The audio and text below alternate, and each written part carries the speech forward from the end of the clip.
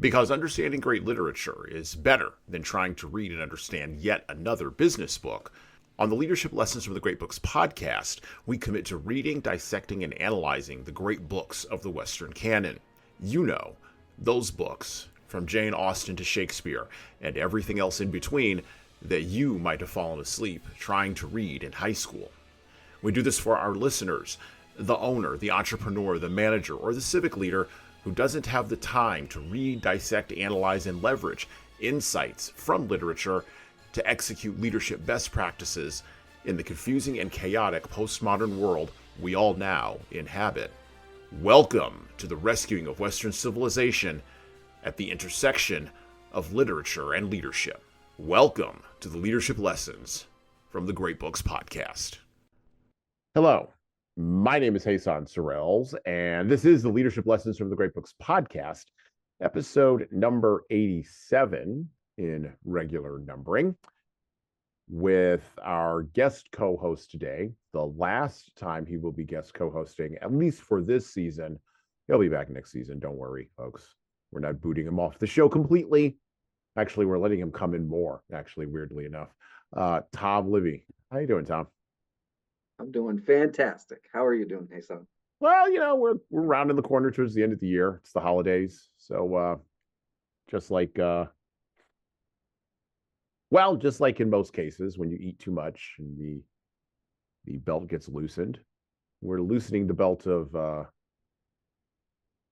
discipline around here, and things are falling apart left and right. So it's great. It's good times. Love it. That's awesome. I love lack of discipline. Not.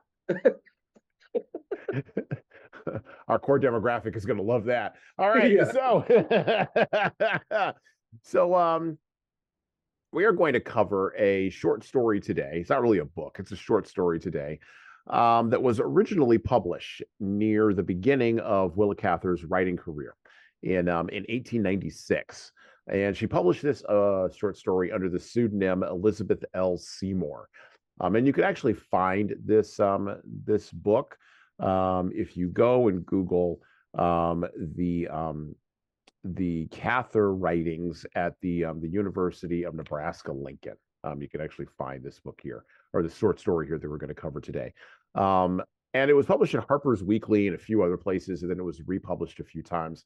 It didn't get a whole lot of popularity during the course of her lifetime, but it does fit the Christmas theme or the winter holiday theme, although for us here, we say Christmas. So the Christmas theme that we're doing at the end of the year here, and it kind of really acts as a jumping off point for our exploration of the actual meaning of the Christmas holiday, and of course, how it's juxtaposed at the end of the year next to New Year's.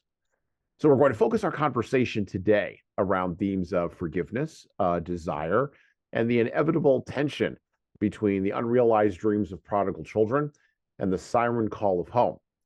And so today we will be talking about Willa Cather's short story, A Burglar's Christmas.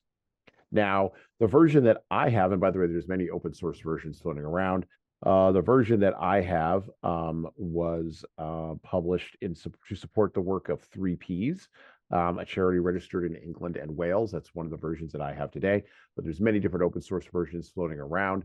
I recommend you get yourself a copy of this. And it's a real easy read. It's only 30 pages when published. And the link that I sent to Tom from the University of Nebraska Lincoln, I think it was only it was like a 10-minute read. It was easy, right? Yeah, about that. 10, 15 minutes. Yeah, it's not that hard. So from A Burglar's Christmas by Willa Cather, we're going to pick up literally right at the beginning. Two very shabby-looking young men stood at the corner of Prairie Avenue and 80th Street, looking despondently at the carriages that whirled by. It was Christmas Eve, and the streets were full of vehicles, florists' wagons, grocers' carts, and carriages. The streets were in that half-liquid, half-congealed condition peculiar to the streets of Chicago at that season of the year. The swift wheels that spun by, sometimes through the slush of mud and snow, over the two young men who were talking on the corner. Well, remarked the elder of the two, I guess we are at our rope's end, sure enough. How do you feel? Pretty shaky. The wind's sharp tonight. If I had had anything to eat, I mightn't have minded so much. There's simply no show. I'm sick of the whole business. Looks like there's nothing for it but the lake. Oh, nonsense. I thought you had more grit. Got anything left you could hawk? Nothing but my beard. I am afraid they wouldn't find it worth a pawn ticket, said the young man ruefully, rubbing a week's growth of stubble on his face. Got any folks anywhere? Now's your time to strike them if you have them. Never mind if I have. They're out of the question. Well, you'll be out of it before many hours if you don't make a move of some sort. A man's got to eat. See here, I'm going down to Longtane's saloon. I used to play the banjo in there with a couple of coons, and I'll bone him for some of his free lunch stuff. You better come along. Perhaps they'll fill an order for two. How far down is it? Well, it's clear downtown, of course, way down on Michigan Avenue. Thanks. I guess I'll loaf around here. I don't feel equal to the walk, and the cars, well, the cars are crowded.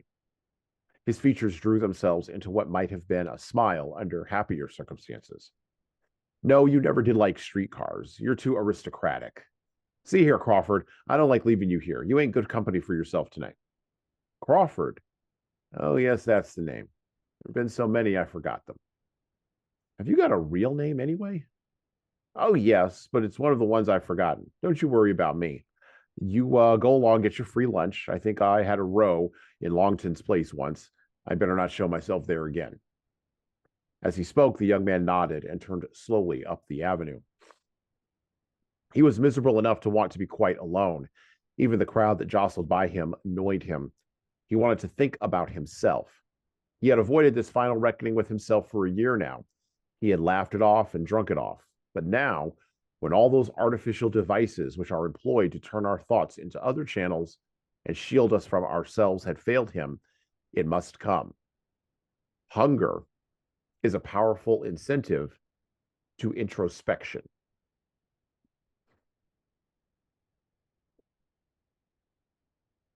(1896) in Chicago, hanging out with the slush. Turns out that 1896 in Chicago is just as bad as 2023 in Chicago. So,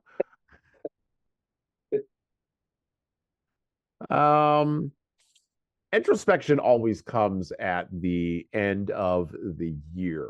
And what we do on this podcast is we talk about books and short stories. We try to glean some ideas and thoughts, something that leaders can use from these works. And in thinking about the three holidays that occur at the end of the year, Pache, Tom Libby, and I'm going to say this, Thanksgiving does occur at the end of the year in the rotation. Then we have Christmas, then we have New Year's. I know it is football day for Tom, not Thanksgiving Day. I want to be sensitive to that. But it does come there, right? And there are principles, right, that are wrapped around that rotation, right? And it's interesting because I've started reading a book called The Fourth Turning in preparation for some topics that we're going to cover next year by William Howe and Neil Strauss, written back in 1997. And they talk about in that book, or they write about in that book, how we as modern people, and it is a critique of modernity, we have abandoned the idea of cyclical time. We're very much linearly focused in our perception of time because, well, we're linearly focused in our perception of progress.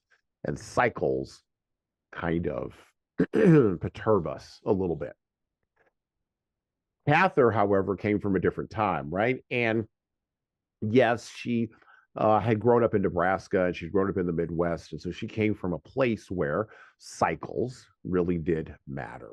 Cycles of time, cycles of growth. When you lived on the Great Plains in the late 1890s and the early 20th century, and you were a farmer on the Great Plains or a rancher on the Great Plains, you were going to be involved in cycles.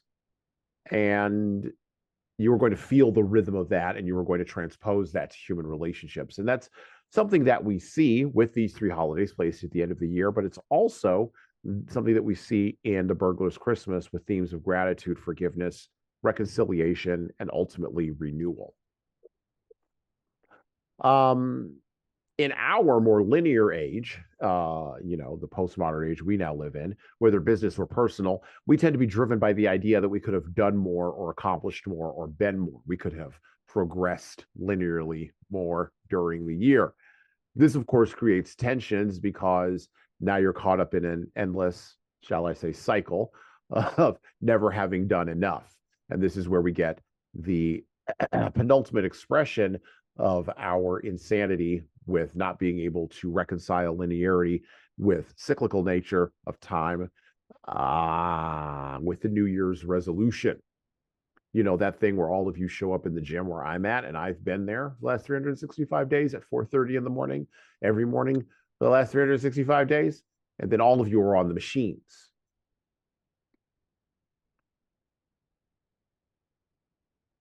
And on the weight rack. And squatting. And deadlifting. But then guess what? I take heart, because you're all gone by February. Maybe March at the latest. But the vast majority of you are gone. And the reason why is because of this cyclical nature of time, the cyclical nature of introspection. And don't worry, you'll be back in the same cycle next year, hitting yourself on the head, wondering, or someplace else, wondering how can you break out of this? We are driven by an overwhelming ambition to self-improve in America. Whether that's right or wrong, we just are. And you get a touch of the beginning of this in the Burglar's Christmas. Cather was a writer who kind of sat on that, and William Faulkner was another one who kind of sat on that boundary between the old world, the pre-modern world, and the modern world that was coming up. A modern world defined by writers like Hemingway and Fitzgerald and Dos Passos, who we have covered on this podcast as well. But then there was the old world that had come before, defined by writers like Hawthorne and Melville and Poe, where the cyclical nature of experience was running dead set into the linear nature of progress. And introspection was something that was going to have to happen there at that transition. So I'd like to talk a little bit about introspection today with Tom, along with some other things, including Jingle All the Way. We're going to talk about getting beat down at Christmas. And my personal favorite topic this time of the year, which I wish this was an actual holiday that would make it into the rotation, from Seinfeld's episode in 1997, The Strike, Festivus, for the rest of us. Tom, with that rousing introduction and my flashing lights behind me, which none of you can see on the audio version of this. On the video version, you'll be able to see the flashing lights that I've wrapped ignominiously around my tree. What do you think of introspection at the end of the year, and how do we measure success or failure? What do you think of how all that happens in the holiday season? You know, the holiday time, because it is this weird cyclical thing that happens at the end of all this linearity. Well, it's funny that you say that, like from a personal standpoint, because it's not just persons that do this. Like companies do this too, right? Like, oh yeah, companies they'll set something in motion. They'll have these end of year meetings where they gauge like their success of the year or whatever, and then they'll design goals for the following year, and then they'll set them in motion, and then they'll meet about it next December, and they'll talk about whether it was success. It's not just an interpersonal thing. I think to your point, we've gotten this way about the way we think about these things. And before I go too deep into it, I'll give you I guess my feeling on this. I'm not sure if it's a philosophy or feeling, but my son was talking about getting back into shape and working out and stuff like that, right? This was like a Tuesday or something like that, in the middle of the week. Him and I were just talking, and he goes, Dad, you know what? I think I'll start working out. So, Sunday, I'm gonna start. And I go, wait, time out. Why are you waiting till Sunday? He's like, well, it starts a fresh week. I want to get a fresh. I go, what difference? Why can't you start tomorrow? Hell, why can't you start today? If it's something that you want to do and something you want to change and something you want to influence and make better in your life, why are you waiting until Sunday? And if that's the case, then why not wait until the first day of the month? Like what right. Different, like right. What? Let's just turn the page on the calendar and start fresh, start anew, start like. I don't understand the philosophy of waiting until Sunday to do something you think is going to make yourself better. Why are you waiting, right? So go back to this, and I'm going, why are we waiting until the end of the year to do this? From any of these perspectives, even from the corporate perspective, why are we not looking at this on a quarterly basis, monthly basis, weekly basis, daily basis? We should be looking at ways to improve ourselves minute by minute, never mind at the end of the year. Like, this to me it's baffling. The whole thought process behind this to me is baffling. And why are we only thankful at the end of the year? Why are we, I tell my significant other every single day that I'm thankful for her to be in my life. Mm-hmm. Every day. Not a single day goes by. And I ask her, I have asked her in the past, does it bother you? Should I not do that? Like, I know, because people say that, showing gratitude and that stuff is great, but, getting like hounding over day, like sometimes it can just, it starts to sound disingenuous. Right? Mm-hmm. And I asked her, and she went, absolutely not. We've been doing this long enough that if you stopped, I would think something was wrong. I said, okay. So for her, it's not an annual, or it's a daily affirmation for her, for me to thank her and be thankful that she's in my life, right? Like, so I guess there's levels here, and you can peel back onions left and right. And from a personal perspective, it should be a lot more frequent. Maybe the corporate thing daily is probably not feasible, right? Like, I get that, but it should still be there should still be more in tune to it than it's like driving down the road, right? And realizing that you're only a mile from home, and you should have stopped at the supermarket, and you're like, oh crap, like now is not the time to think of that, right? Like, right. So I'm thinking like the end of the year is not it's not the time, it's not the only time to be thinking of that. You should be thinking of this frequently throughout the course of the year. But why we do it, why we wait until the end of the year, that is a phenomenon that I've never understood. No one's ever given me a good enough reason for me to think that this is like, oh, it's just the way to do it. This makes sense. Everybody should be thinking of it this way. It doesn't, no, it doesn't make sense to me. Well, I think it's because I think it has something to do with that, the way in which we perceive progress and cycles. I do. I genuinely think that there's something there in Strauss and Howe's idea in The Fourth Turning. I think there's something there. Yeah. Where, and I think it's become worse as we've gone further and further away from the land, such as it were, right? As human beings, particularly us in America, as we've conquered more of nature, and we've been able to free ourselves, at least we think we have, free ourselves from the constraints of nature and the constraints of time itself, where we get, you see this in people, they get so frustrated. People do. Okay, so here's the thing. And I've revealed this on the podcast before. I'll say it again. I do not do time management training. I don't see the point of it. I don't believe that it's something that is valuable.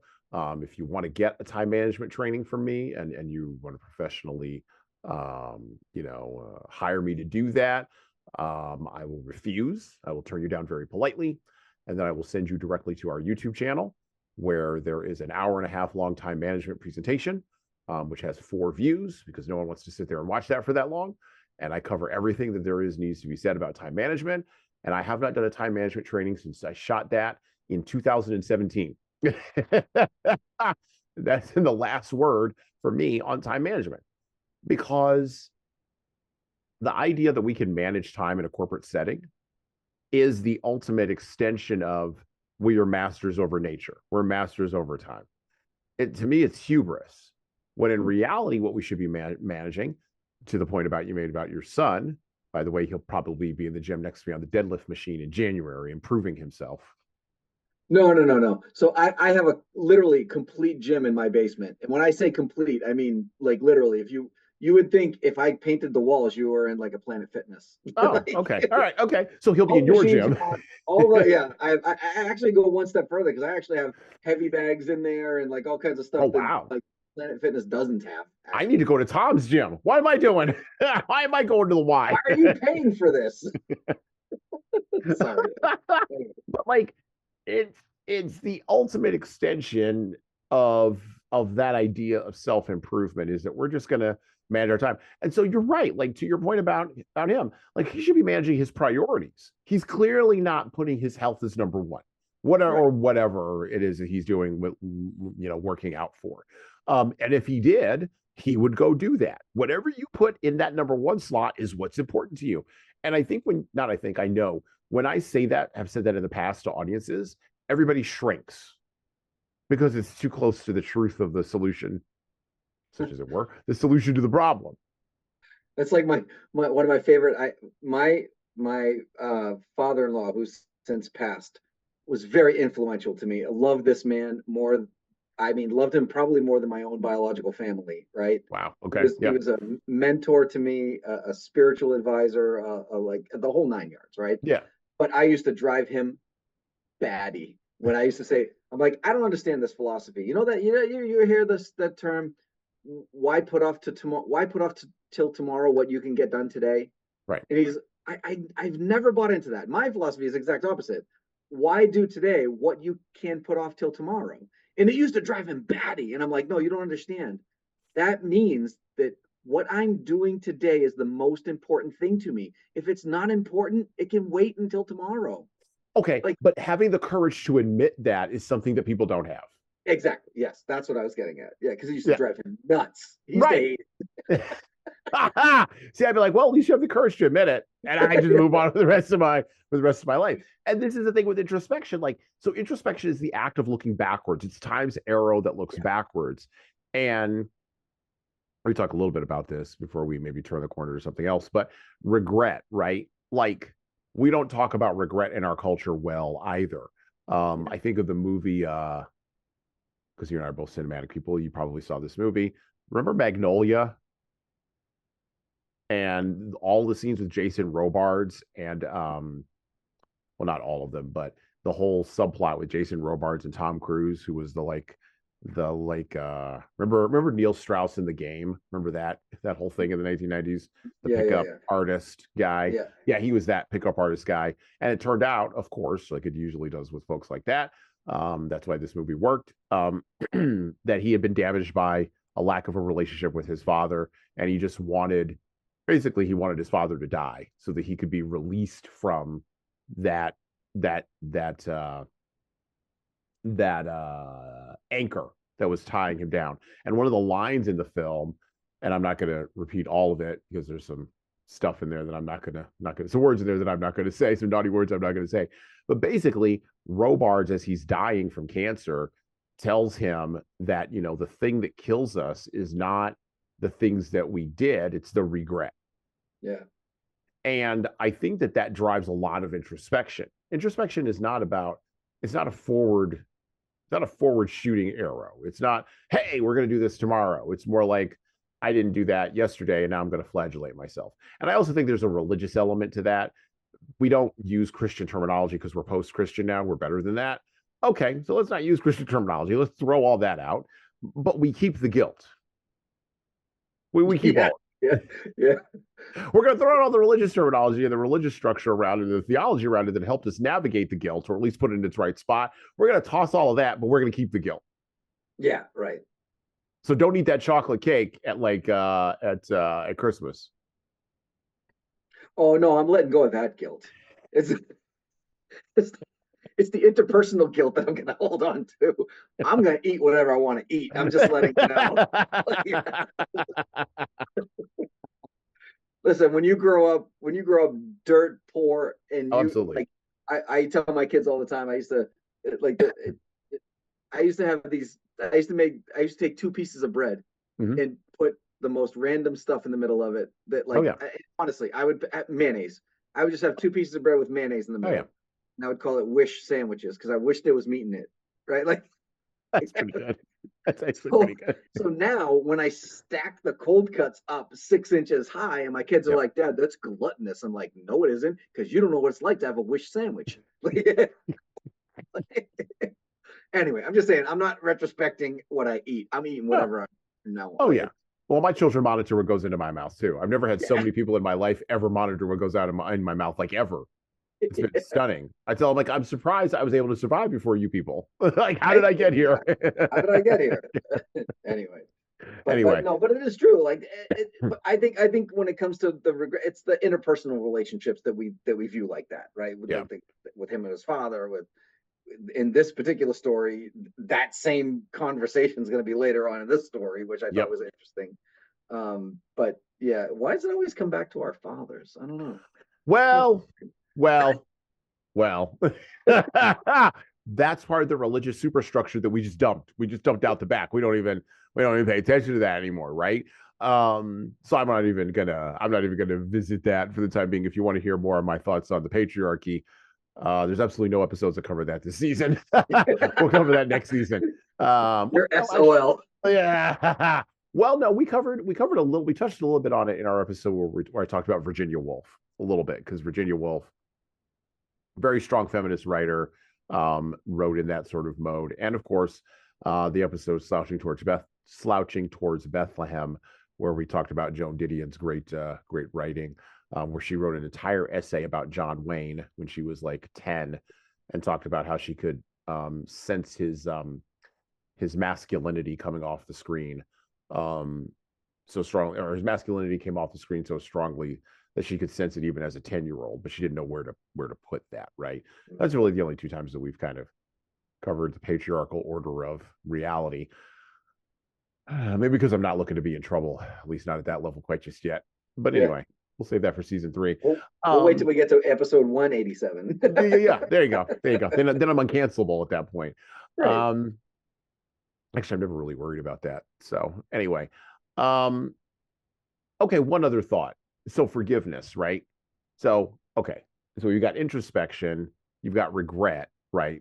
But that, again, part of that structure that we've thrown out, which is explored in this story, particularly from the mother's perspective, is this idea of forgiveness and reconciliation. And this is all very interesting to me because in grad school, I studied conflict resolution and reconciliation. Almost nobody ever asks me to do reconciliation work. Matter of fact, never. I'm never asked to do reconciliation work. And I've done all the study and written all the papers and done all the research, and nobody cares. And that's not a hyperbolic statement. Like, there's no interest in it whatsoever. Well, I think partly there's some weird, I don't know, maybe we don't get into it on this particular episode or whatnot. I think we could probably do a whole episode on just that, because there's like, forgiveness is a construct, right? Like, it's right. Like we're using a word to symbolize a feeling, but we don't usually allow our actions to fortify those feelings or to showcase those feelings, right? Like, right. You get into something with somebody, like a good friend or a family member or whatever, and somebody says, they say, I forgive you. Right. And then you just go about so the person being forgiven just kind of goes about their business normally, where the person that's doing the forgiving doesn't always actually release that emotional control of that feeling, right? Like, it's right. So you're saying the words, I forgive you, but your actions don't always support your words. So, but to the person who's being forgiven, they act like it is. They just don't even care anymore. They're like, great, I was forgiven, I'm moving on. And it creates a very weird dynamic, which is, I think, to what you're talking about, especially from a corporate perspective, or like this outside reconciliation nobody really is asking you for or wanting it, because nobody really knows how to really do it. And they're thinking it's not a real thing. Like, right. Well, and that's okay. That's fine. Forgiveness is not a real thing. It's right. It's a construct. It's a construct, right? And see, this is part of the, again, when you try to culturally, I'll relate it back to this idea of culturally unmooring ourselves from nature. When you unmoor yourself from nature, now you sort of, or unbind yourself, not unmoor, unbind yourself from nature. as a society, particularly our postmodern society. In Japan is probably worse than we are on this, because, like, give me a break. Like, you can live in an entire apartment in Japan and never see another human being for literally decades. Like, that's insane, right? Um, this is why one of my favorite blogs, at the end of like his newsletters, or the end of their newsletters, they say go out and touch grass, right? Go out and get close to nature. And I think it's why I keep this plant that's behind me, in my office. Like, there's things that are outside of the purview of pure mechanistic evolutionary response. There's things that are outside of that, and forgiveness and reconciliation is one of those things. And by the way, in a corporate structure, people are running around asking for forgiveness all the time. Let's be clear about this. If I put together a marketing campaign for a beer and it doesn't work, the most tone deaf thing I can do is be like, well, I guess that didn't work. Everybody yells at you on Twitter. I'm sorry, X. Then, right? Yeah. But if you in the corporate environments, that you get that it's easier to ask for forgiveness than permission. Right. So people are they completely look at it from a different angle. It's not, the interpersonal relationship forgiveness is totally different than corporate forgiveness. It's totally different. Well, and corporate forgiveness comes down to PR. It's a PR strategy. I mean, let's be clear here. It's a PR strategy, right? Like, it's good PR. It's bad PR for me to show up and be like, and to say, well, it's a shame that didn't work out. Still going to buy our product? With the "what me worry" grin from Alfred E. Newman back on the cover of Mad Magazine back in the day, right? It's a better corporate strategy from a PR perspective to come out and pretend to be, or maybe not pretend, put on the show, the forgiveness show. And that's where you get the really well-worded, actually not even worded, you get the word salad memos that don't make any sense. But everybody gets so lost in the word salad that people just wander away, which is what the PR people are relying on. People wander away and their attention goes to something else because the word salad is too much. And you're right, forgiveness, the change in behavior hasn't actually occurred. And so the behavior continues on. Meanwhile, they word salad at something until they have culpable deniability from the lawyers. So the lawyers and the PR people get together to gin up the culpable deniability. Exactly. And you don't have culpable deniability in an interpersonal Although I do every once in a while find myself saying to one of my significant others in my life, whether it be the wife, the kids, whatever, going, listen, I have plausible deniability here. Plausible deniability and culpable deniability are two different things. Two different things. I know. Two different things. Let's be clear on our language here. All right. Well, no, that's good. I think we've accomplished, we've solved absolutely nothing, but that's okay. That's good, because we have more of this story that we can look at. So back to Burglar's Christmas by Willa Cather. So we're going to pick up a few pages later where a decision is about to be made. So let's start with that. Whichever way his mind now turned, there was one thought that it could not escape, and that was the idea of food. Talking about a wish sandwich. Yes. He caught the scent of a cigar suddenly, and felt a sharp pain in the pit of his abdomen and a sudden moisture in his mouth. His cold hands clenched angrily, and for a moment he felt that bitter hatred of wealth, of ease, of everything that is well-fed and well-housed, that is common to starving men. At any rate, he had a right to eat. He had demanded great things from the world once, fame, wealth, and admiration. Now it was simply bread, and he would have it. He looked about him quickly and felt the blood begin to stir in his veins. And all his straits, he had never stolen anything. His tastes were above it. But tonight there would be no tomorrow. He was amused at the way in which the idea excited him. Was it possible there was yet one more experience that would distract him, one thing that had power to excite his jaded interest?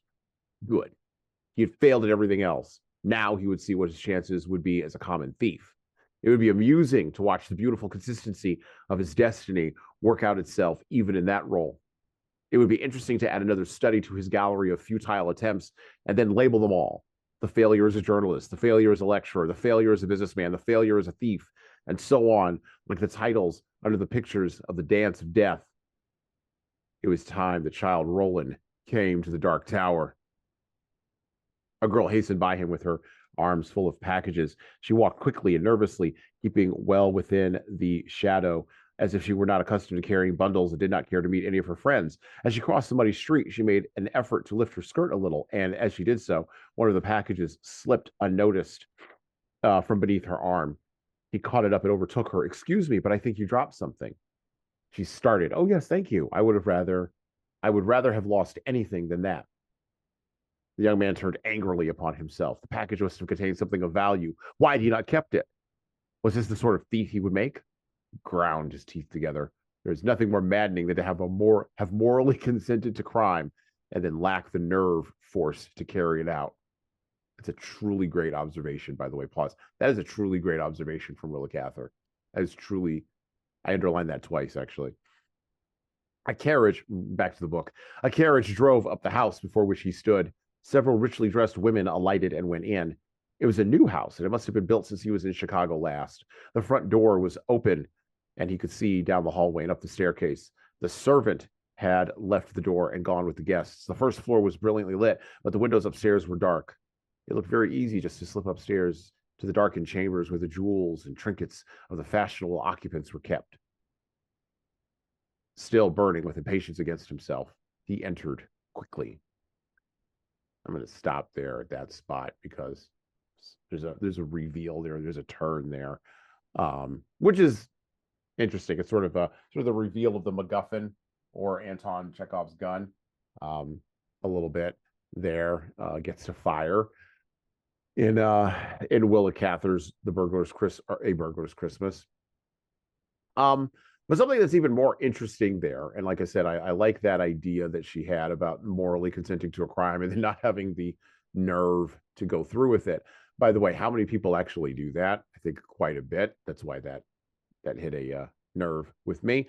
But I was thinking about this book in the context of Black Friday, or at least what Black Friday used to be. Now, Tom and I are both of the age where we remember people getting beat down at Walmart over a plasma television. Remember that? Tickle me Elmo. remember people were like throwing hands over a doll from Sesame Street? Sesame Street toy. Like, I couldn't even believe it. And you were like, what? But every Black Friday, I think for at least 20, 30 years, things seem to escalate. They seem to escalate and escalate and escalate and escalate. And again, and people, lining up outside of Walmart or Target or name your name brand here, whatever the hot toy was, whether it was Pokemon, Tickle Me Elmo. Remember Tamagotchis? Remember that? Yeah. Ugh, terrible things. I had those around my house, which, by the way, you could get in copious amounts in July. All of a sudden, Christmas Eve, no Tamagotchis to be had anywhere. Not within the lower 48 states. Maybe you could find one in China. She would have to get there. And you couldn't get there. If you're making $52,000 a year and you're Sinbad in that movie Jingle All the Way, remember that movie? I do. My wife hates that movie, but I watched it with the kids the other day. And I laughed. I laughed because I was like, our children have to see the cultural artifact that was Black Friday. Because they will never know that. Our children will, no one in their 20s who is listening to this podcast right now will ever know what it was like to have someone want to throw hands with them over a 52-inch plasma screen television. Forget about the television. Throw hands with them for saving a spot in line for your wife. Like, your wife would say, I have to go to the bathroom. She'd go to the bathroom and come back, and they'd be like, hey, don't cut in line. Don't cut in line. Like, she's with me, you idiot. Like, with me. like, she's not cutting. We're the same person. Like, oh, God. It's not even like, but yes, that they're not. So not only are they going to not know it from that perspective, but Black Friday is not the same thing anymore anyway, in the sense that now it's Black Week. Like, it's like the sales start on Monday of Thanksgiving. Like it's crazy that and now you got Cyber Monday and Small Business Saturday, and like there's And so Giving many Tuesday. yeah, exactly. And this like there's so many versions of this particular day now Mm-hmm. that these guys are never going to understand what it's like to have a real, true Oh no. Black Friday where you get up at 2 a.m. because you have to be in line by 4 a.m. because the store opens at 6, and if you're not in the store, like they're never going to understand that ever. They will never understand how normally sane and otherwise law-abiding adults who paid their taxes Have health insurance. have health insurance, moved snow from their front porches, mowed their lawns, amenable, hi Bob, how you doing? Getting in your car, my baby takes the morning train, works from 9 to 5, all of that gets suspended one day of the year. All of a sudden, we're in like an apocalyptic animal, like Mad Max, like Thunderdome like behavior. I wonder if somebody went through that experience and that's how they came up with the movie The Purge. ah, ah. Well, that's the only reason The Purge works. Right. Because like one day, people remember that. One day. But you know what? The Purge won't work 10 years from now. No one's going to care about that movie 10 years from now because people will be like, I don't really? People that, what? It'll look old. It'll be weird. It'll be a weird thing. No, so I did say I was going to revisit Festivus. So again, Festivus for the rest of us. So you know how Festivus came about? I remember this because I was a gigantic fan of the Seinfeld show. I watched episodes of this show like people watch episodes of Cheers multiple times. I've watched episodes of Seinfeld multiple times. My wife really likes Friends. That show was okay, I guess. I was a Seinfeld guy. So there you go. I'm aware of Friends. I watched the other show. Anyway, it doesn't matter. I watched every episode of both of those shows, but could not for the life of you for a life like I don't rewatch shows a lot. Like I'm not that person that will watch the same episode of a show 3, 4, 5 times. I just don't do that. But I have watched every episode of both of those shows. So there's that. I will watch that. I will watch the episodes of Seinfeld. And weirdly enough, over the last couple of years, I found myself falling into a pit with Frasier, the original Frasier show. That was a good show too, yeah. Because Kelsey Grammer was, yeah. Watched all those too. Well, and I appreciate the dad more. I appreciate John Mahoney way more than I did when I was a younger man. Because I'm like, oh my God, I wish my dad were around. Oh my God, that would be spectacular. Drive him crazy all the time. But so in Seinfeld, in the episode called The Strike, where a number of different things happen, Kramer gets invited back to his old bagel job because now they're making $12 an hour, and hilarity ensues from that. But George Costanza, his father Frank, comes up with a holiday called Festivus, and he comes up with it because, and this ties into what we were saying about Black Friday, and he's telling Jerry. In his great delivery and cadence, Jerry Stiller was a national treasure, and I wish that man had never died. That guy was amazing. His amazing timing as a sitcom comedian. And Ben Stiller, his son, hits and misses. It's hits and misses. He's not as good. He's not nearly as good. And I'm sure he would say that too. I'm sure he would agree. I'm not nearly as good as my father. Yeah. But Jerry Stiller was always on as Frank Costanza. Always. And he says, he's telling Jerry, I was standing in line for a doll, and George goes, an action figure. And he says, as I was raining down blows upon this other man, I had a revelation that there had to be another way. And from there, ding, Festivus was born. And then there's the poll, the airing of grievances, the Festivus isn't over until you pin your father, feats of strength, all of these kinds of things. Now, the writers of Seinfeld created Festivus. One of the writers did because his father came up with Festivus because of sort of not wanting to be bothered with the commercialization of the holidays. Now, the parts of Festivus that I like are the parts where you get to gripe about everybody and tell them all the problems that you've had with them during the course of the year. Which, by the way, I think we should actually do that. I think that that's actually a brilliant innovation that would, I think, minimize a lot of the introspection stuff, because we just realize, oh, we just have continuing conflicts. It's fine. I got a lot of problems with you people, and you're all going to hear about it. we have a sports talk radio station here in Boston that does a Festivus episode every year where they just air their grievances about all the Boston sports teams. It's hilarious. Hilarious. That's genius. That's and of course it's in Boston. Of course. Of course it is. Of course it is. But my gosh, the level of grievances that are going to be around this year. Good Lord, from the Red Sox to the Patriots. It's going to be amazing this year. This is going to be a banner year for you all. But anyway, I think we should have an airing of grievances. I think that would be very helpful and therapeutic. It is one of those phenomenons that sort of crawled out from underneath the gutter of Black Friday when people realize just how ridiculous and wackadoo it is to like yell at somebody whose wife left in line over a Star Wars toy, right? Like people had to look at that behavior and just go, what are we doing? We're missing all of it. And Dickens, Charles Dickens, because we talked about the Christmas Carol last year, we'll be re-releasing that episode this year, just in time for the holiday. But Dickens even lamented the beginning of all that consumer culture and its spiritual outcomes. And then, of course, Willa Cather took it the next, logical step in sort of describing the moral avarice and greed that's sort of at the core of that, and that drives such behaviors with this young man and drives his hunger. So I guess the question is, like, well, how would you celebrate Festivus, Tom? I guess that's the question. I personally like the poll and the airing of grievances. I'm a big fan of that.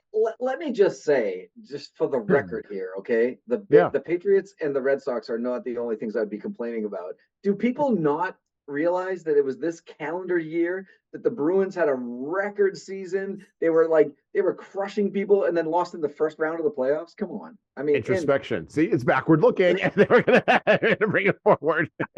No, I think Festivus would be an interesting thing for us to incorporate, like, on a whole, on a countrywide level. I think if you think about it, I mean, essentially that's like the day before New Year's Eve, right? Like, right. The day before New Year's Eve would be the perfect date.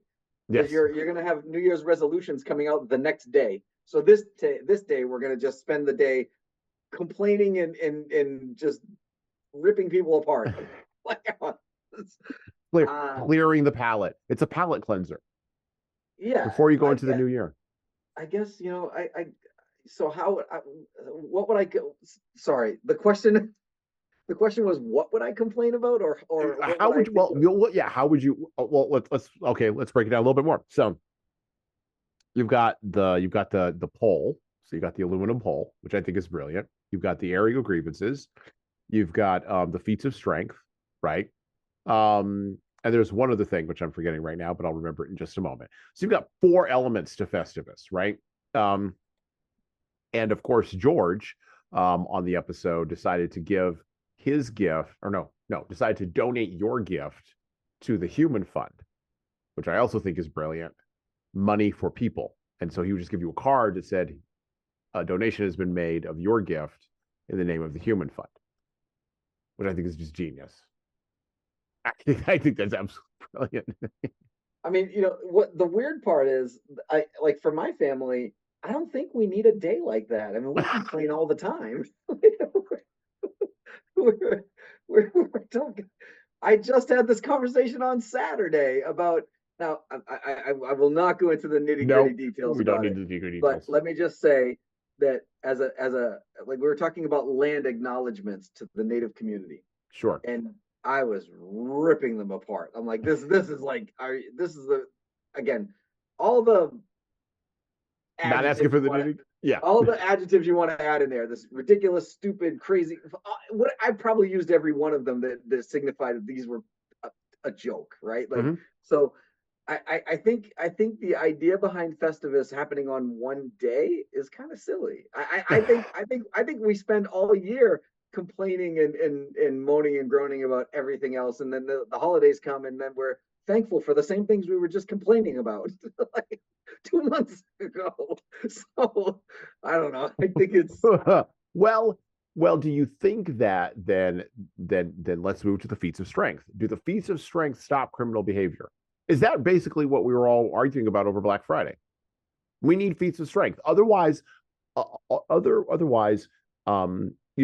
well-mannered tax-paying people don't have any way to get out the cortisol. Like it just builds up, right? The adrenal responses. And you've got this nice, person who mows their lawn and waves at the neighbor who just wants to. I mean, you mentioned the purge. Okay. But I mean, without going all the way into that whole murder part. Yeah. I mean, yeah, I guess that makes a little bit of sense, but that's why I have a gym in my basement. So you can't be pinned? Your son can't pin you? Just go down and vent some frustration on the heavy bag or on the speed bag or on the deadlift or whatever it is. Like we're gonna deadlift for Festivus. Deadlift for Festivus. That's a marketing angle right there. There you go. Deadlift for Festivus. We're solving problems here. No, I love it in the context of, obviously we're joking here, we're joking around, we're kidding around. But I mean, I think that and again, that line in here that I love, there's nothing more maddening than there's nothing more maddening than to have morally consented to crime and then lack the nerve and the force to carry it out.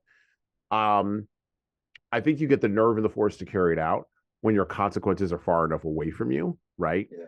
And I think what holidays of all kinds do, whether it's Festivus or, July 4th, right? Or, I don't know, Mother's Day, it brings all of that to us, right? You talk about, not having gratitude for the entire year. Now we're going to have gratitude at the end of this cycle. I think that's true because the nature of celebration sharpens things for people in their heads. And human beings, we have so much chaos in our own heads and in our own lives. Like we need that time set aside to just focus on one thing, even though 10 minutes afterward, we're going to be jumping right back into the chaos. Well, and there's something to be said. And again, like you said, I know we're joking and we're taking this to an extreme joke. Yeah. But if you again reel this back into a corporate environment, and there's something to be said about anonymous like surveys and being able to really like air out your grievances toward your company. Because if leadership really wants the answer and they really want to solve problems, they're going to listen to their people, but they're going to give them the freedom to say what they need to say and without repercussion on it, right? So that's the feat of strength. Essentially, to me, that's the interpretation of feat of strength, right? Like you're gonna give them the opportunity to air out whatever grievance they have, but you're not going to penalize them for pointing out the detriment or pointing out the fault or the failure of the company. You're going to reward them in a sense, if you think about it, because you're going to fix it.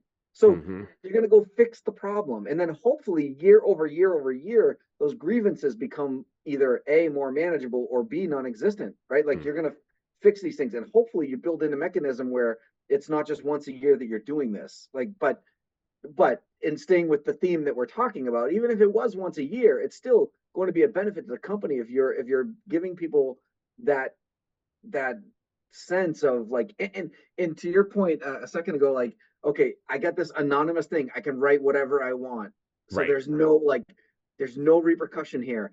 I can be as evil, as mean, or as open and honest and sincere. Like there's very distinctly differences, and you could literally say the same thing. It's a matter of how it's interpreted on the other side of it, right? Like, so again, from a leadership perspective, you need to be open-minded, open-hearted, and being able and willing to hear the hard truths. Well, in no society that I've ever heard of has ever survived a mass level of anonymity. So like anonymous feedback at, I'm going to name a giant corporation here. If I work at Ford, which I think employs like 55,000 people, something like that. Okay. Anonymous feedback at Ford can survive that. It's fine. The culture of Ford will survive that. Anonymous feedback at a societal level via, we've been experiencing this for the last 30 years. This is not anything new that I'm saying, right? We recognize what it is. We just don't have the solution to the problem. But anonymous feedback on the internet from like rollerbaby65@gmail.com. I don't care. Like, who are you? I don't know. You could be a bot. You could be an AI. You could be an AI bot. You could be somebody sitting in a room somewhere overseas, just spamming me or spamming the platform I happen to be on. Who are you? And so at a global scale, or at a not even a global scale, I'll break it down even further, at a nation state scale, no society ever survives anonymity. It just doesn't, there's no way to build a relationship with that.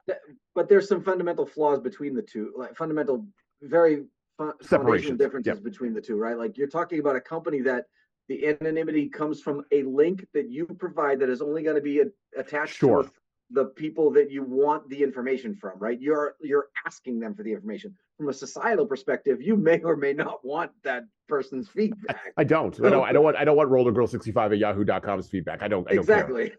So, I don't care. So when you see it, it's not accepted the same way. It's not the same. So I agree. I think you're right. But I think the purposes between the two are completely different. Different. Yeah. There's a bifurcation. But I think the emotional response, which is what holiday systems get to, is managing that emotional response in a cyclical fashion. That emotional response is what we're not good at navigating, I don't think. I think the best exercise I ever heard when it came to something like this, I was working for a company and they had this survey that they called Stop, Start, Continue. Mm-hmm. So they basically just said, open response, give us 2 things that you want the company to stop doing right now, like 2 things that you're bothered by. It could be anything you want. I don't like this marketing campaign. I don't like this. Our 401k sucks. Well, whatever it is, like, but 2 things that you want the company to stop right now, and 2 things that you want the company to continue doing because you love it, and then 2 things you would like them to start doing. So something that's not even on the radar, like, and the ones. The thing I found, because I was in the leadership team of that company, the thing I found the most fascinating was the start. The stop and the continue ones were like normal stuff. It was like, okay, some things we can control, some we can't, some we can influence, some we can't, whatever. But the ones that said start, like, give me 2 things that you wish the company would do tomorrow, they were all over the place with things like everywhere from giving back to charities to offering daycare to, like, it was all over the spectrum. And I found that those were the most fascinating parts of it, because to me, that was the most personalized version of this. Like, so, like, when you're saying, I want the company to stop doing this, it could be because you think it offends other people, or you think it attacks a certain minority group, or you think it, whatever. Like, there's always like, I just don't like being involved with a company that does this. Like, it's not, but the start piece was very personal all the time. It was interesting. It was very interesting. And the continue was always the continue was always pretty themed. I'll just say that, like, across the board of the hundreds of people that we had working for the company. There's a general through line. General consensus. Yeah, there's a general line there. Yeah. No, that is interesting. I wonder if I have to think about more about that, because I wonder if it's the spirit of, or the sense of, not the spirit of, the psychological sense of creativity and freshness that's coming in at the beginning, and then in the middle you're just whatever, and then at the end it's more like, okay, I guess we're back to status quo now. I wonder if that's the psychological transitions for people inside of an organizational behavioral context like what you're talking about, that picks that up. That's interesting. I have to think some more about that. But the exercise itself was awesome. I loved it. I actually really liked it. They just called it start, stop, continue. It was and I've heard a variation of that before. I don't know where. I've read about it in some organizational behavior literature piece. But yeah, that definitely has some value. Excellent. Now back to the book, back to the story anyway, The Burglar's Christmas. So we're going to skip over the MacGuffin piece. You're going to have to read it to figure out what that is. And we're going to go to William talking to his mother. I'm not going to tell you how he got there, though. You have to read it and find out. I'd rather you wouldn't, Will. Listen, this is his mother talking. Listen, between you and me, there can be no secrets. We are more alike than other people, dear. Dear boy, I know all about it. I am a woman, and circumstances were different with me, but we are of one blood. I have lived all your life before you. You have never had an impulse that I have not known. You have never touched a brink that my feet have not trod. This is your birthday night. 24 years ago, I foresaw all this. I was a young woman then, and I had hot battles of my own, and I felt your likeness to me. You were not like other babies. From the hour you were born, you were restless and discontented as I have been before you. You used to brace your strong little limbs against mine and try to throw me off as you did tonight. Tonight you have come back to me, just as you always did after you ran away to swim in the river that was forbidden you, the river you loved because it was forbidden. You are tired and sleepy, just as you used to be then, only a little older and a little paler and a little more foolish. I never asked you where you had been then, nor will I now. You have come back to me. That's all in all to me. I know your every possibility and limitation, as a composer knows his instrument. He found no answer that was worthy to give to a talk like this.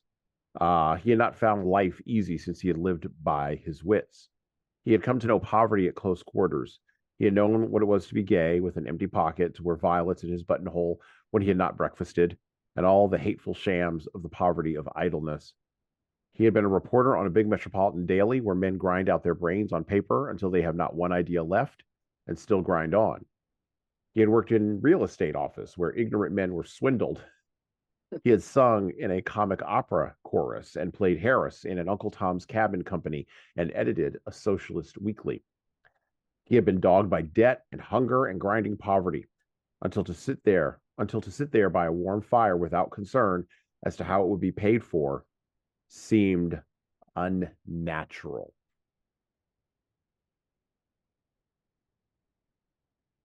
Not going to read the whole thing, but just for reference, in our script, we do have the story of the prodigal son, taken from or referenced from the Bible, from Luke 15, 11 through 32. Not going to read that whole thing, but what I am going to do is I'm going to point out some parallels that jumped out to me early with this. So when the mother is talking to the son, and don't worry, he has interactions with his father too.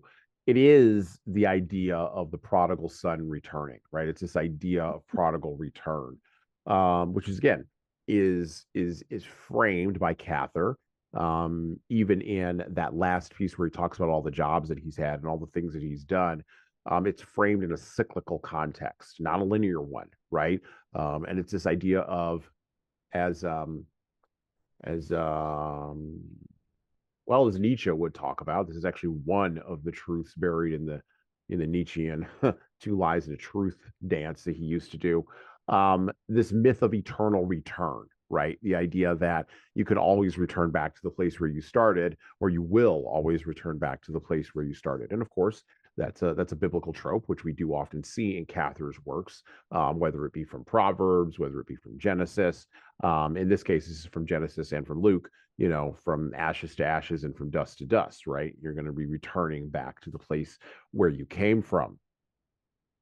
Well, that entire idea of the myth of return is the MacGuffin for Cather, after all, not the act that William engages in to get himself into and then through the house and to get his mother's attention.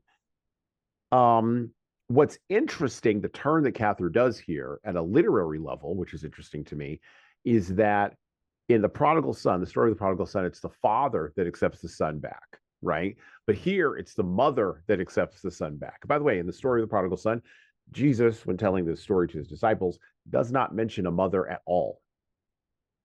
There's no female presence in that biblical story, which is one of the major reasons why in a patriarchal culture like the one that the patriarchal Eastern culture that the Bible came out of, this is why it shocked his audiences when he actually said it. As a matter of fact, they were probably scandalized by the idea that a father would run to his son.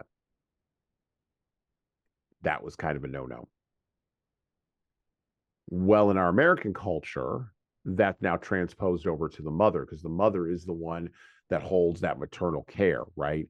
And the father, as is often in Cather's work, the father represents the world, right? And we see this in My Antonia. We saw this in My Antonia with grandfather and grandmother. Grandmother was way more maternal in that book, and grandfather represented the wheel of the world that was constantly turning. That the boy in My Antonia, Jim, I believe, if I remember correctly, was attempting to break himself on in an attempt to get to modernity, right? And Antonia, of course, rejected that and stayed in a different spot. Now, Cather uses this inversion of the biblical narrative to address the growing separation between parents and children in America that was being changed by ambition and industrialization. The son, William, in A Burglar's Christmas, doesn't return to the farm. He goes to the city. He goes to Chicago, not to the Nebraska prairie. And even his parents, in an attempt to either reconnect or to move or whatever, it's very vague there because I think Cather hadn't worked that part out. They moved to Chicago as well. So there's a dynamic here of moving from the farm to the city and everything shifting around and changing, which gets us, of course, to the role of return and the myth of return. We already talked about forgiveness. So let's talk about this idea of returning. I don't remember which writer it was who said it. I will probably remember it as we're talking. But, this idea of you can't go home again. Yeah, maybe if you think that like progress is a linear thing, right? There's no cycles. But Tom, can you go home again? Can leaders go home again? Can you wind up back in the place where you started? I mean, I can't see why not. Only I was told at a very young age that, to be nice to people on the way up because you're going to see them again on the way down. That's So right. like the whole idea of like, if you, it's funny that I had another conversation with my other son, which was talking about like there's a time in your life where you're so new at your profession that you just need to, you know, be quiet, learn, work hard, just go move forward. And then there's a tipping point where it starts to balance the balance of knowledge and youthfulness catches up, like to the point where it's like this perfect mix of like, and I was telling them that it happens kind of in your 30s, right? Like in your Mm-hmm. early to mid 30s, where you've got that 10 years of experience, but you're still young enough to have the ambition to drive XYZ. And then when you hit your 40s, it's like you don't want to do the hard work anymore. You want to strategize. You want to be the top level, like, Mm-hmm. and then you hit your late 50s, 60s, and you're like, I just want a job. I'll take whatever job you give me. Like, right? Like, so to your point, like, but it's so yes, I think you can. I don't think everybody does, but I think it's possible that you can go back to the beginning and back to your roots. And, I definitely think it's possible. So I think of my own journey in my own, business. Yeah, I don't think of it because I'm not going back to where I started either. Just Well, I didn't think I was either, and COVID happened, and I wound up right back at the kitchen table. Like it was weird, yeah, like literally in the exact same spot. And I sat there when we were all had to shut down and go home, and I had my laptop up, literally in the exact same spot at the exact same table, and I thought, wow, 10 years to go like 4 inches. yeah, yeah, yeah. So I didn't really know what to do with that. Like I didn't really know yeah. where to put that. So I didn't think about it and I moved on. Yeah, I didn't have that issue. I mean, we were already before COVID even started. We were already generally working from home, and Yeah. like we already had remote stuff going on. Like it wasn't really that bad. But what I was referring to is I started my professional career in the restaurant industry. I'm not doing that again. I'm just letting you know. I'm not. I'm You not don't want ending up to back there. you don't want to wind up where Anthony Bourdain wound up when he was 45 and dipping hot Right. fries in like grease. And he was like, what am I Exactly. doing? I'm 45. Yeah, exactly. Well, actually, Anthony Bourdain had a very interesting life, so we He won't did. use him as an example. But I'm just saying, like, I'm not getting to the point where I'm going back to that. That's what I was getting at. So, Well, but the rule applies. So essentially, what I was thinking, like, as I was thinking about this, is it doesn't matter where you end up in life or what job you have, what role you play. That doesn't matter. The comment is, be nice to them on the way up because you're going to see them again on the way down. It's just people in general. Yeah. Like when you look at and I remember about 10 years ago, there was this huge conversation that was popping up all over the place on how we have to change the entire workplace dynamic because millennials just were different than we were, right? Like well, guess what, people? Millennials are turning 45. Like they're not. And if you start talking to them today and you ask them today if they could talk to themselves when they were 20, they would, everyone that I know anyway, every one of them that I know would say, I would smack the absolute crap out of myself and tell myself to straighten up and fly right. Like, because this whole philosophy of like, we are the workforce. We are going to dictate to you what we're going to do. We are going to dictate. It just went away. It went away as they got a little older and realized that they were just being obnoxious. Now we got Gen Z coming up thinking the same goddamn way. Excuse my language. But like, 10 years from now, Gen Z is going to realize, guess what? You are no different than the 18 other generations that came before you. Just work hard, just work, get a work ethic and go to work. So this is interesting that you bring this up, the generational cyclical piece, because the number one module that I had that I was training on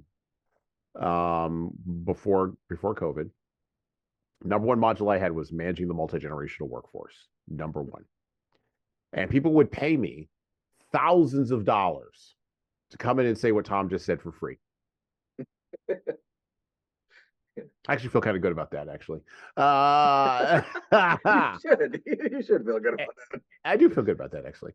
And he is correct. The reams of digital ink that were spent talking about the millennials, unbelievable. And now we are in a space where, Pache, Tom, Libby, reams of digital ink are being spent on how Gen Z is going to revolutionize the workplace. And the reality is there's nothing that scares a millennial more than a Gen Zer. Just like there was nothing that scared a baby boomer more than a millennial. Well, Gen X. Well, we always get forgotten. So I'm just going to skip over us anyway. All right. Yeah, I guess. So it doesn't matter. We don't scare anybody. There's only 13 to 20 million of us. We don't scare anybody. We're just hanging out. We don't want to be scary. We just want to. Why would scary? Please, come on. Just relax. Dude, I just think it's funny that every generation complains about the next one, right? Absolutely. And then they end up falling into that same. Absolutely. And this is the cycle thing that flummoxes our small p, not large p, not capital P political, our small p progressive like tendencies to believe that everything improves, right? And we get this is why like the things that people argue about on social media at a certain point, and this happened to me a few years ago, I realized I need to get out of the social media arguments because not only are we not advancing anything, but we're going to have the same arguments 10 minutes from now. And there's no, to paraphrase with Seinfeld, there's no hugging and no learning. Okay, the no hugging part, fine. I don't want to hug you if you're on Twitter. Please stay away from me. You don't want to hug me either. But I would rather there be some learning. And there's not learning. There's no growth here. And of course, you then can criticize the digital silos and the way that they don't foster growth and it's all dopaminergic and blah, blah, blah, blah. Okay, yes, all of that is true. But at a certain point, people have to decide. And I was reading a blog post about this the other day where the guy at the end who has made his business over the last 15 years of looking at the basically being what he calls accelerationist now, which is now the term used for progress, but being pro-accelerationist, he's like, maybe at the end of the blog post, he after 15 years, I've been reading this guy for a long time, he went, maybe the internet isn't going to save us. And I thought, the thing that Danny Glover says to Mel Gibson in Lethal Weapon 4, right at the beginning of that movie, when they're sitting on the bench and he just looks at him and Mel Gibson can't do it because he got whipped by the kid and he was like faking or whatever and trying to get out of the boxing ring, that first little setup that they have. Yeah. And Danny Glover looks at him and goes, finally. It finally happened. And that's just what I want. I want to literally look at these people who have been writing deems of digital ink about the millennials, and now are doing the same thing about Gen-Zers, and are now getting thrown over by the Gen-Zers. People who are talking about how the internet was going to save us and are now sort of backing away from that. The folks who are arguing in social media silos about things that, quite frankly, we could have solved 10 years ago if we'd realized that we had the same conversation 10 minutes ago. Like, what are we doing here? What are we doing? And I have that feeling. I do. I have that feeling of like Murtaugh. Finally, it finally happened. Yeah, I hope so. Actually, I'm not so convinced though, because they're the Gen Zers are already talking about like so. Of course, what age group is the Gen Zers right now? They're early 20s, right? Like the 18 to 34, 20s. allegedly. 18. So 34-year-olds really are Gen Z? No way. They do not think like a 21-year-old. That's two different things. Anyway, whatever. The early 20s. I'm just giving you the numbers. I'm not justifying them. The early 20s people, like 21 to 26-year-olds, are already complaining about high school kids. They're already complaining about the fact that they don't understand. They don't understand the fight. They don't understand. I'm like, oh my God, you people. Like, of course they don't. They're in high school. What are you expecting them to be thinking? Like, I don't understand what you're expecting of them. They have no life experience whatsoever. None. You want them to have an opinion? Stop. Well, then you said, by the time you hit 30, you've been 10 years in your career. I would say the numbers have been pushed back to 40 now. I don't think it's 30. I think it's 40. Thinking mid-30s, so I was thinking like 35. Okay. Okay, sure. 35. Okay. So where a lot of this started with the youth culture pieces, it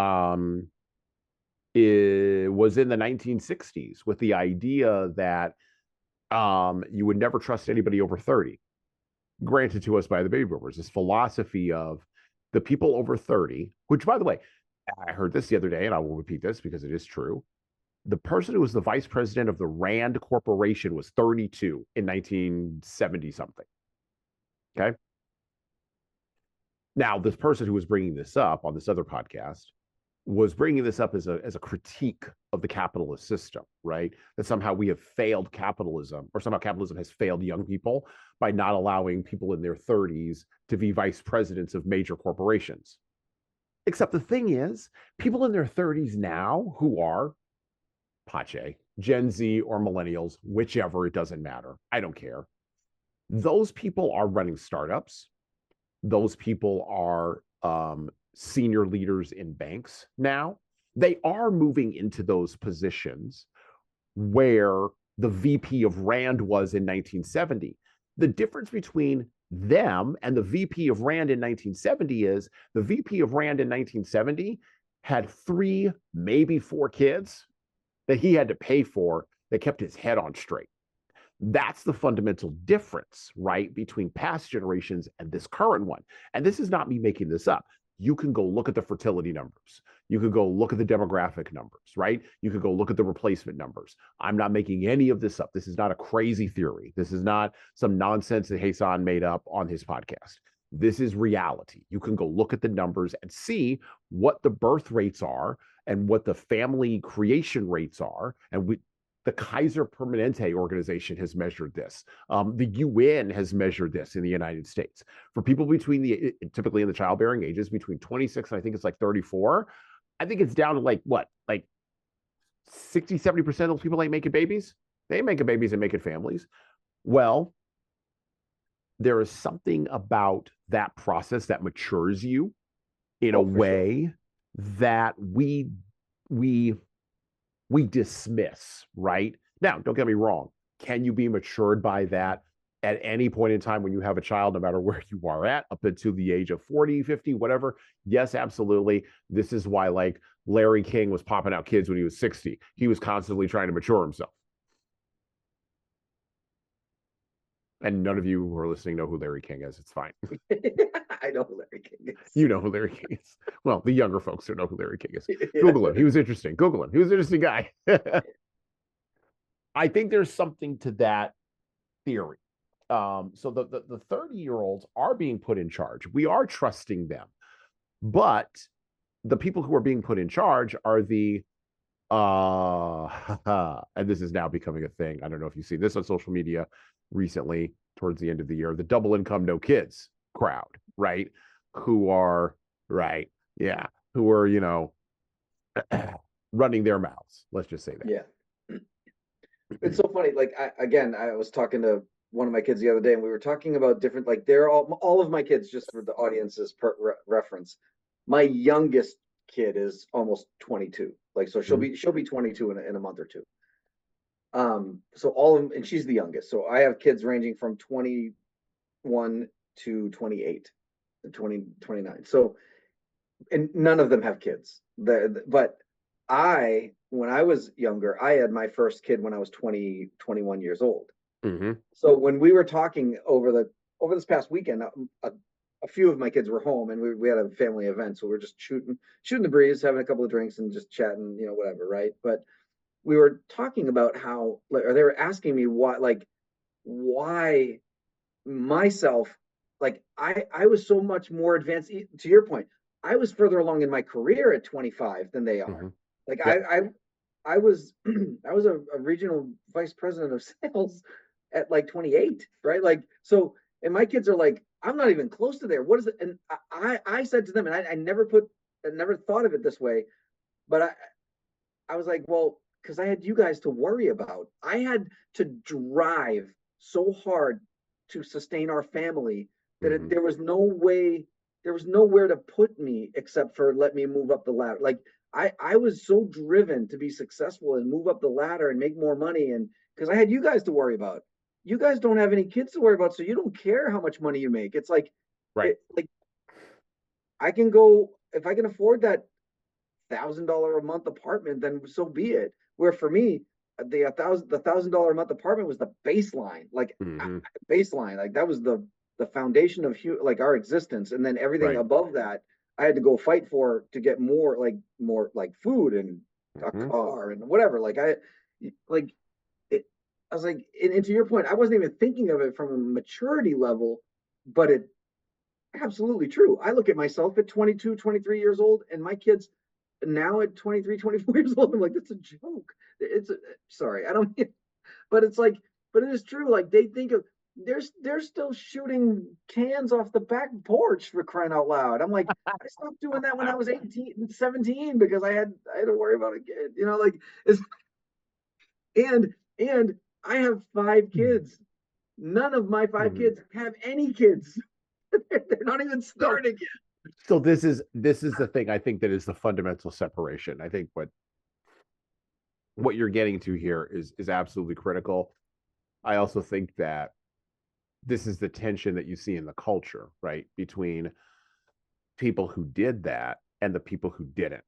And now the people who didn't are the vast majority of people. So the vast majority of people are now on that other side of, and this is why you have the double income, no kids people running around cocking and crowing and beating their chests. Except, what are you going to do when you're old? Yeah, my youngest son just said that to me. He's like, Dad, I hope my nieces and nephew like me because I'm not planning on having kids. Somebody has to take care of me when I'm old. It's like, good luck, buddy, because I won't be here. I'll be gone. Oof. That's all I have to say to that. Oof. Yeah. Um, and so that dynamic, um, at a cultural level, I don't know how we address that. I don't know how you even begin to get arms around that.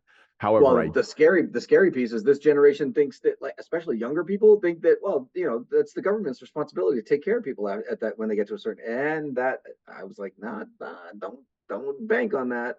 That is not the case. But I they do wouldn't, they do feel that way. even if you let me just say a caution, and you can clip this and send this to your multiple 20-year-old kids.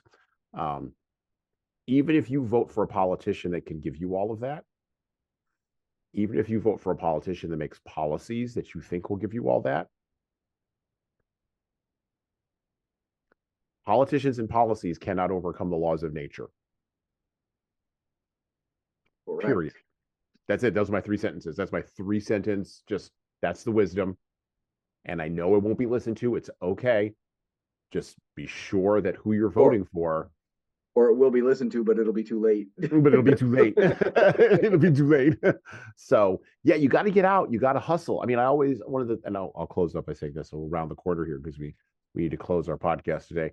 But you know, one of the things that I get run the most for on social media when I say it, or when I tweet it, or when I write it, or when I post it is, say what you want about the baby boomers. They at least got after it. You know, yeah, they might have destroyed XYZ institutions and ABC environment and rampant capitalism and consumerism, you know, all of the critiques from the Marxist left. And then, of course, the critiques from the libertarian right are they destroyed freedom. They voted for all these politicians that surveilled us. They built these big tech surveillance states, blah, blah, blah. Okay, yeah. But you know what they did? They got after it. Period. They got after it. They actually decided that instead of, to Tom's point, instead of sitting around and hoping that someone in the future would do something, they said, no, I'm going to do something right now. And by the way, something beyond posting online, which, yes, I know they didn't have that, but even if they had, they probably would have ignored it. Something beyond merely making a protest, right? Like all those protest videos that you see of those people that are running around in the 60s and 70s, you know what those people became? University professors, and then eventually they wound up running the universities. They went and did something. A lot of those people went and became vice presidents of corporations. They went and did something. They busted their behind to do something, and that is one of the other critical differences. So between past generations, I would say the generation is now retiring and moving into its twilight, and the current generation of folks that we have now in our culture. We're speaking of which, back to the book, back to the story. It's only a couple of paragraphs here at the end of The Burglar's Christmas by Willa Cather. He drew a long sigh. This is William. He drew a long sigh of rich content. The old life, with all of its bitterness and useless antagonism and flimsy sophistries, its brief delights that were always tinged with fear and distrust and unfaith, that whole miserable, futile, swindled world of Bohemia seemed immeasurably distant and far away, like a dream that is over and done. And as the chimes rang joyfully outside and sleep pressed heavily upon his eyelids, he wondered dimly if the author of this sad little riddle of ours were not able to solve it after all, and if the potter would not finally mete out his all-comprehensive justice, such as none but he could have, to his things of clay, which are made in his own patterns, weak or strong, for his own ends. And if someday we will not awaken and find that all evil is a dream, a mental distortion that will pass when the dawn shall break.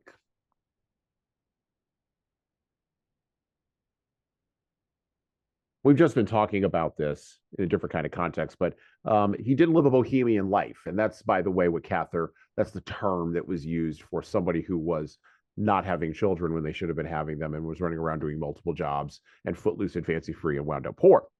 They used to call that bohemian. It wasn't, I don't want you to think of, as I often do, I don't want you to think of a person with a man bun drinking a Starbucks. It's not what I want you to think of when you think of bohemian. I want you to think of what Willa Cather is considering. And Tom laughed at that, but this is the image that I have in my head. So forgive me for all the people with man buns that I have offended. No, don't forgive me. You got a man bun, you're ridiculous. Stop. Okay. Well, there goes half our audience. All right. Well, all right.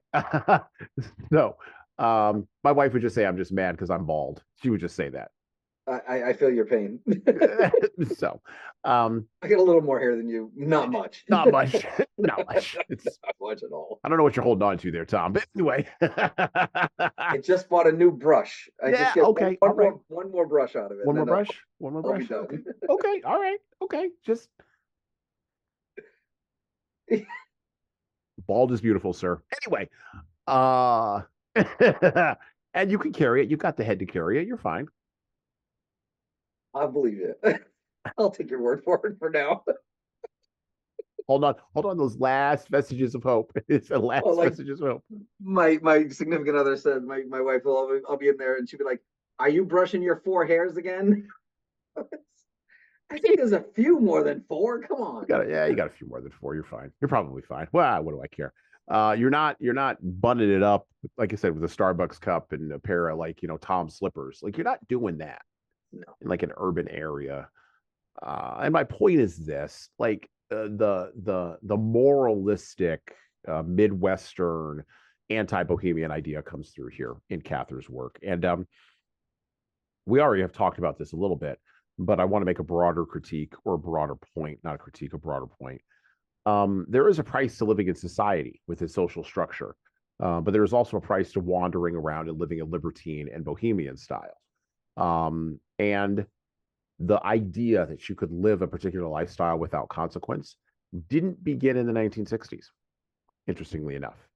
It actually began, it began in the 1890s, and it went through cycles before it hit its penultimate cycle, probably right around now. We're probably at the peak of that idea of being able to live without consequence. And so William is portrayed as having paid the price for living a bohemian lifestyle, but he was able, through forgiveness and through the miracle of return, to avoid the punishment. He was able to kind of slip past that, right?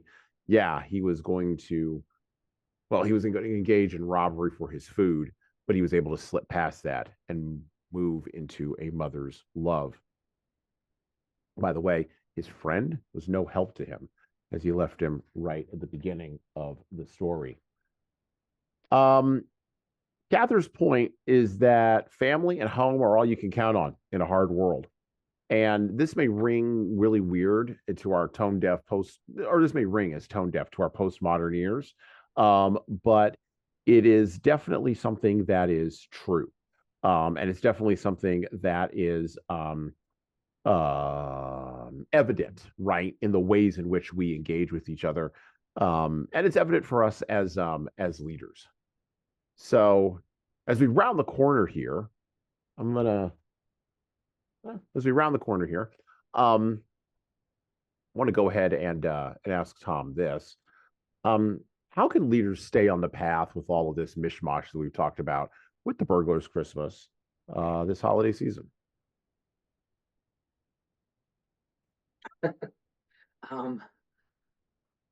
I always give you the hard question at the end. It's the last hard question of the year. You're done. Yeah, there's no more hard questions after this.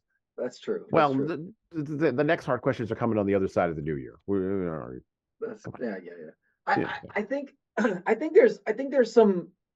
think there's a lot more. I think there's a lot more question than that. I think it's a much bigger question than that, because I think as a leader, I mean, you set the tone and culture of the company, right?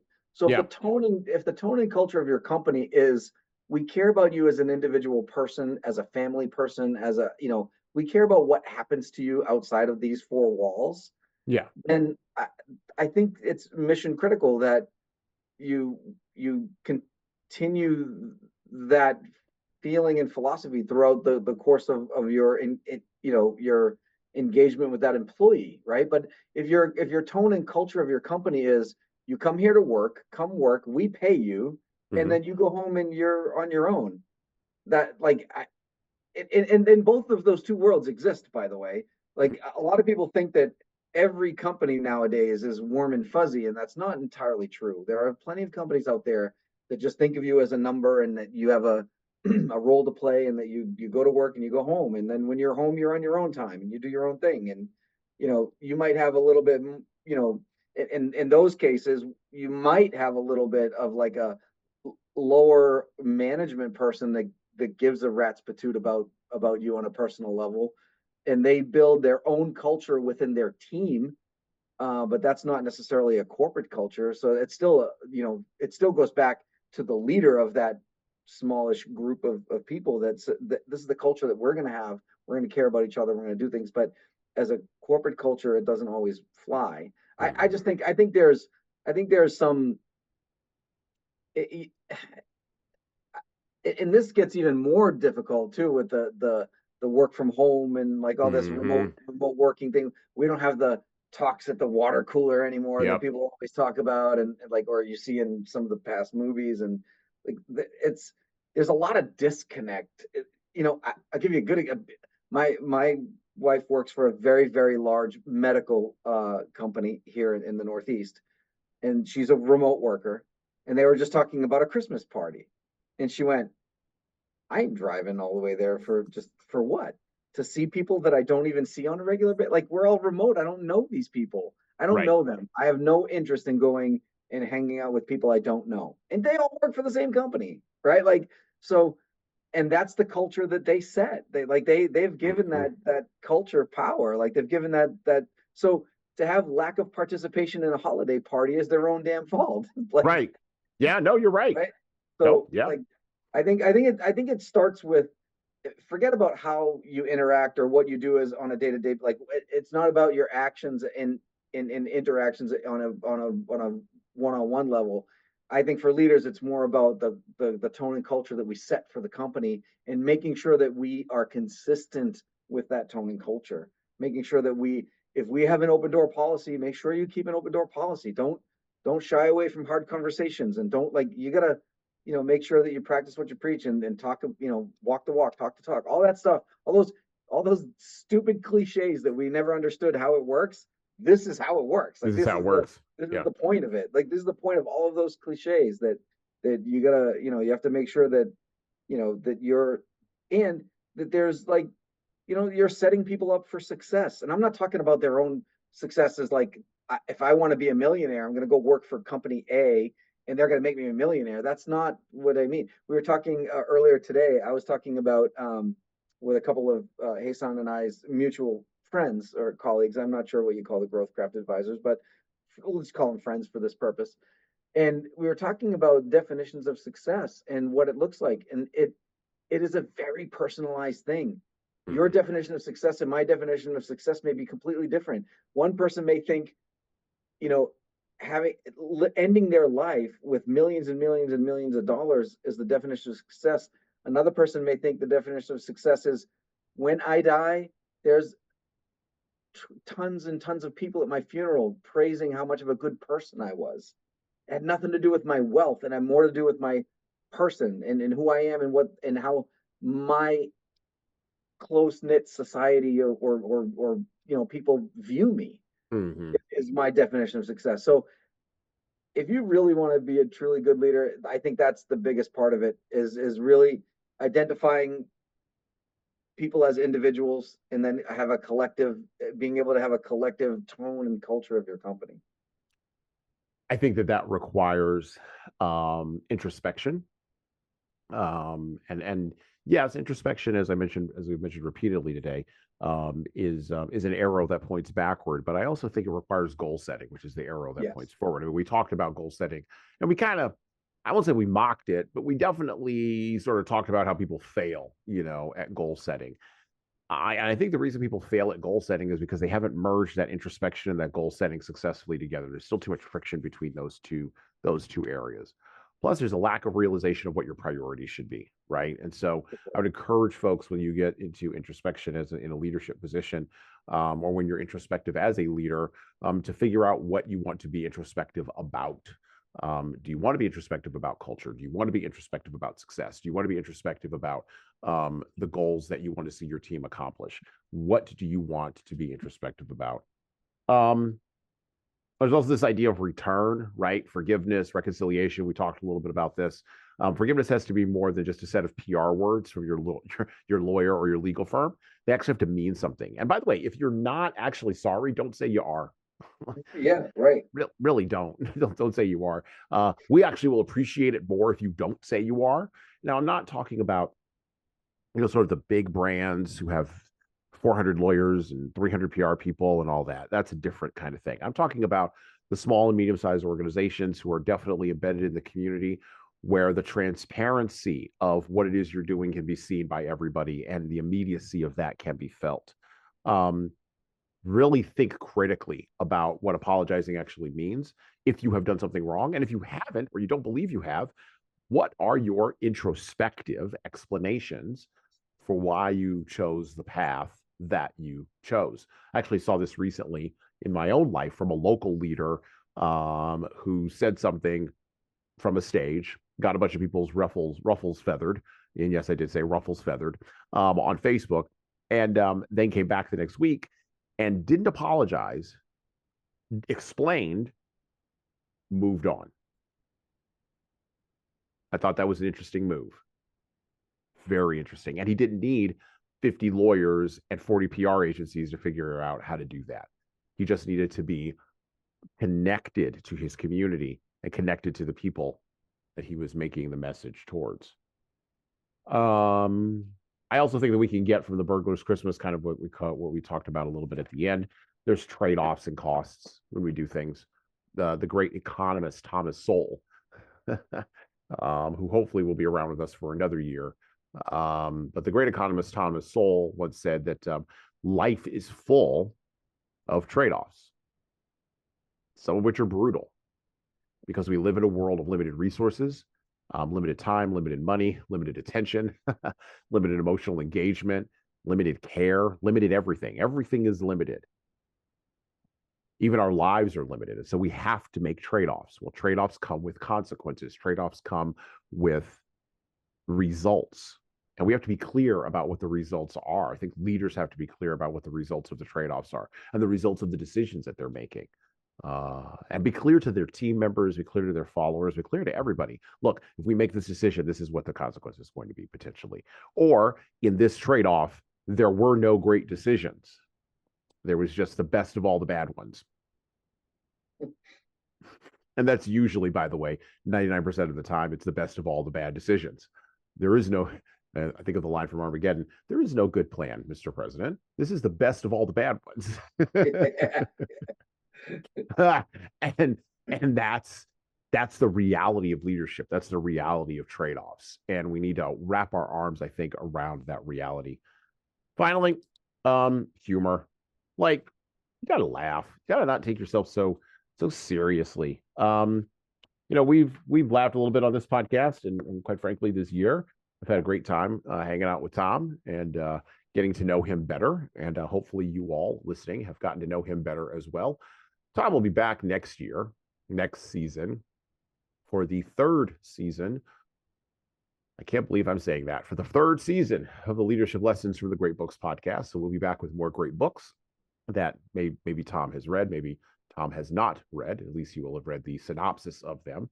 And he will give us his fresh insights and fresh takes, because this is good, because he comes to the game almost like virgin snow, right? And kind of walking forth and putting his footprints there, putting his footprints out there for the benefit of us and for the benefit of myself. And so I appreciate Tom's insights and the ways in which he frames things. And it gets me to go, I would not have thought about it that way. So I want to express my gratitude. Look what I did there. See what I did there? To Tom Libby for joining me on the podcast this year. Thank you, Tom. So it's been my pleasure, and vice versa. By the way, I find it fascinating, to listen to your insights and how you explain certain things. And I mean, I find it even more. I find it interesting sometimes how, like, we'll agree, but the way that we get there is different, which I find also very fascinating. Like, so, we don't have an awful lot of, like, argumentative kind of discontent on when we're on together. So I do like that too. Although I'm sure there's value to that. I'm just saying that, for me, I think that, being approaching things from a bit more of a lightheartedness and being able to, a bit more accepting of opinions and being able to understand, and like that stuff is it's important. It's important to me. And so I again, and that's kind of my leadership style too, if you haven't figured out. Like, I just, when I run teams and such, I care about people. I genuinely care about people that work for me. I genuinely care about their families. I genuinely want them to succeed. Whatever their definition of success is, it turns into my definition of success for them. So I don't try to instill my ideas or ideals or anything onto anybody else. And I think that has been successful for me. I've run some very good teams. I've had some awesome people work for me, and I've got, and again, and being on this podcast and seeing how some of that experience can kind of come through, and if I can help one person, I'm a happy guy. Like if there's one person listening to this podcast and they hear something that I say that gives them some sort of epiphany, or some sort of like light bulb goes off and they realize that they could, that it just helped them in some way. I think that's fantastic. It makes me a very happy person. So I'll continue to do it as long as you invite me back. Awesome. Well, we're inviting you back next year. So let's as we usually do, let's go one book at a time, 1 week at a time, 1 month at a time. Let's see where we wind up at. And so from all of us here at the Leadership Lessons from the Great Books podcast, thank you very much for your ears, and you have a safe and happy holiday season. And well, we're out. Thank you for listening and subscribing to the Leadership Lessons from the Great Books podcast. If you're listening to this on any of the major podcast players like iTunes, Google Podcasts, or Spotify, please go ahead and leave us a 5-star review and write a little bit in there. A couple of sentences is good enough. That actually helps us game those algorithms that I was just maybe addressing. And, of course, it helps us grow the show. Tell all your family, tell all your friends, and tell the leaders in your life that you know that need to be listening to this show that this show exists. By the way, if you want to get started on the leadership path yourself, or you know some people who need to go on the leadership path, HSCT Publishing, the home company of Leadership Toolbox and Leadership Lessons from the Great Books podcast, can help you and your team do that. So check out our training webinars, coaching services, and more at leadershiptoolbox.us. We are remote, we're live, we're in person, we're on video, and we've got leadership development solutions for your civic group, nonprofit staff, public sector staff, or even your private sector leaders. And of course, you're going to want to check out our video-based subscription service at leadingkeys.com. That's leadingkeys.com for leadership development on demand. You don't like videos, you don't like training, but you really like the podcast? Well, I would also recommend reading a book. Matter of fact, I'd recommend reading my most recent book, 12 Rules for Leaders, The Foundation of Intentional Leadership. You can get that in paperback, hardcover, or as an ebook on Amazon, Barnes & Noble, Kobo, Ingram Spark, and any other place that you order books online. Finally, of course, we're on YouTube just like everybody else is. We'd love to have you help us grow the YouTube channel, so like and subscribe to the video version of this podcast on the HSCT Publishing channel on YouTube. Just search for HSCT Publishing, or you can search for Leadership Toolbox and hit the subscribe button. Subscribing helps us grow the show, as it does with the audio, just is the same with the video. All right, that's it for me.